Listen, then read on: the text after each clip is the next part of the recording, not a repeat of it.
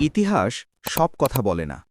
কিছু গল্প চাপা পড়ে যায়, কিছু সত্য থেকে যায় অন্ধকারে। আজ আমরা কথা বলবো এমন একজন মানুষকে নিয়ে যার নাম অনেকেই শুনেছে, কিন্তু যার জীবন সম্পর্কে সব কথা কেউ জানে না। তিনি আর বেঁচে নেই।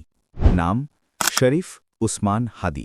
আমি ছায়ানট, আমি হিন্দল, আমি চলচঞ্চল টমকি চমকি, কত যেতে যেতে চকিতে চমকি, ফিরলি আমি চেন্দল।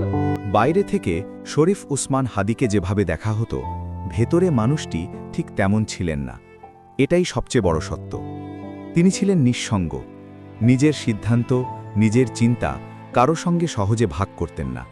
যে মানুষটিকে সবাই দৃঢ় মনে করত, তিনি নিজের ভেতরে এক দীর্ঘ দ্বন্দ্ব বয়ে বেড়াতেন। খুব কম মানুষ জানে, জীবনের একটি পর্যায়ে শরীফ উসমান হাদি গভীর মানসিক চাপের মধ্য দিয়ে গেছেন। বিশ্বাস, বাস্তবতা আর দায়িত্ব, এই তিনের টানাপোড়েন তাকে ভিতর থেকে নীরবে ভেঙে দিচ্ছিল। তিনি অনেক কিছু বলতে চেয়েও বলেননি, কারণ তিনি জানতেন সব সত্য বলা যায় না। কিছু সত্য চুপ করেই বয়ে নিতে হয়। তার কিছু সিদ্ধান্ত পরে গিয়ে তার নিজের জীবনকেই কঠিন করে তুলেছিল। মৃত্যুর আগে তিনি আর আলোচনায় ছিলেন না।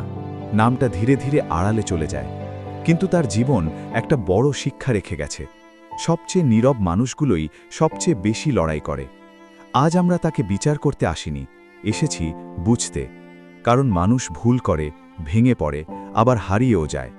শরীফ উসমান হাদি একজন নাম নয়, একটি বাস্তব মানুষের গল্প, যা আজও অনেক প্রশ্ন রেখে যায়। আমাদের ভিডিওটি ভালো লাগলে অবশ্যই লাইক, কমেন্ট ও সাবস্ক্রাইব করবেন। আপনাদের একটি লাইকে আমরা অনুপ্রাণিত হই।